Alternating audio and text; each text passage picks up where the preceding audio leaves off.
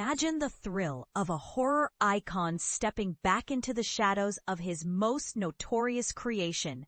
Now, that's exactly what's unfolding with James Wan and the Saw franchise, and it's got fans buzzing with a mix of excitement and intrigue.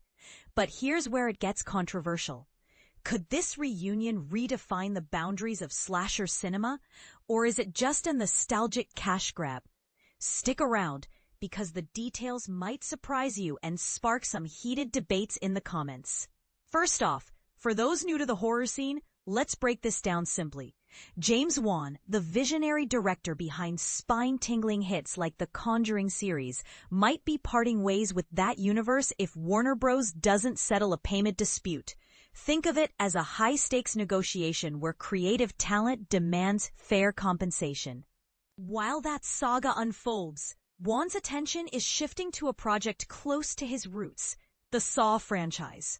He co-created this blood-soaked saga back in 2004 with writer Leigh Whannell, kicking off a series of films centered on Jigsaw's twisted puzzles and moral dilemmas.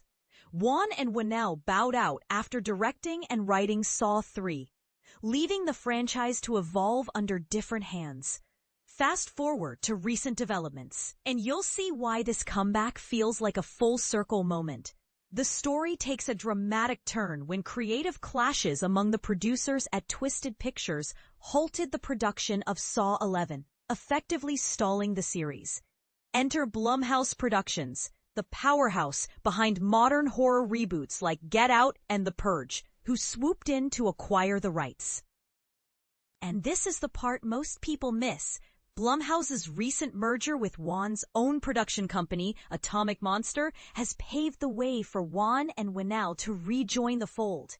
In a candid chat with Variety, Blumhouse founder Jason Blum emphasized that Wan will play a hugely involved role in reinventing the franchise. For beginners wondering what reinventing means here, it's about breathing new life into familiar tropes, perhaps by amplifying the psychological horror or introducing fresh twists on the traps that made Saw infamous, all while honoring the original's gritty essence. Blum shared his creative philosophy during the interview, acknowledging the challenge of sustaining a franchise through 10 films. He praised the original producers for their groundwork and expressed gratitude for the opportunity to carry the torch. His approach? Get the people who made the magic in the first place more involved. By bringing back Wan, the director of the inaugural Saw, Blumhouse aims to recapture that raw, innovative spark. Wan himself echoed this sentiment in a statement, describing Saw as holding a special place in my heart. He spoke of returning with a fresh perspective, calling it thrilling and deeply personal. For the uninitiated, this means Wan isn't just directing. He's infusing the series with renewed energy, potentially exploring bolder, unexpected directions that push the legacy forward while staying true to the franchise's core of survival games and ethical quandaries. But let's not ignore the broader picture. Blumhouse's ambitions extend beyond Saw. During the same interview, Blum voiced frustration over losing the bidding war for the Texas Chainsaw Massacre rights, which now seem headed to A24, a studio known for edgy, artistic films like Hereditary. He likened franchises like Friday the 13th and A Nightmare on Elm Street to white whales, elusive prizes he's relentlessly pursuing. We're always haggling, he admitted, vowing to chase after them every day and even pursue future installments if others claim them first. This raises a provocative question. Is Blumhouse's aggressive expansion a boon for horror fans, revitalizing classics with fresh talent, or does it risk diluting the original's gritty, low-budget charm? For example, imagine if Friday the 13th got a Blumhouse makeover.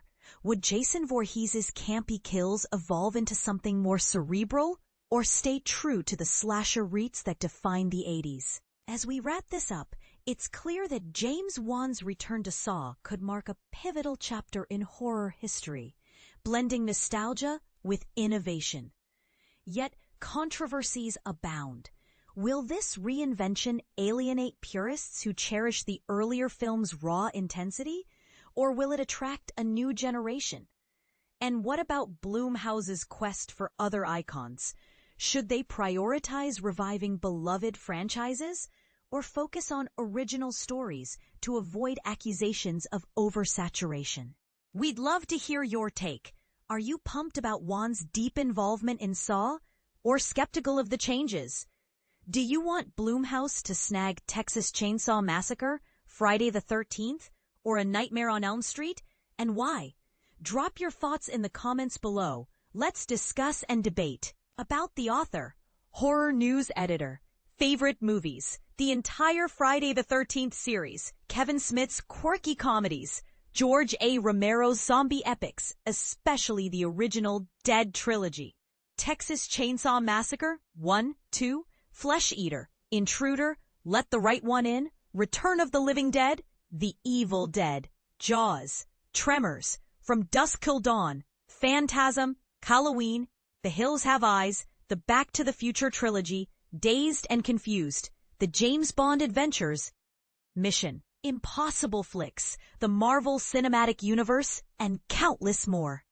Likes, cinematic gems, horror thrills, 80s slashers, engaging podcasts, adorable animals, globe-trotting adventures, the vibrant culture of Brazil, the Cinema Wasteland Convention, timeless classic rock, Led Zeppelin tunes, Kevin Smith, George A. Romero, Quentin Tarantino, the Coen brothers, Richard Linklater, Paul Thomas Anderson, Stephen King novels, Elmore Leonard stories, James Bond intrigue, Tom Cruise's action-packed roles, Marvel comics, and the nostalgic grindhouse drive-in era.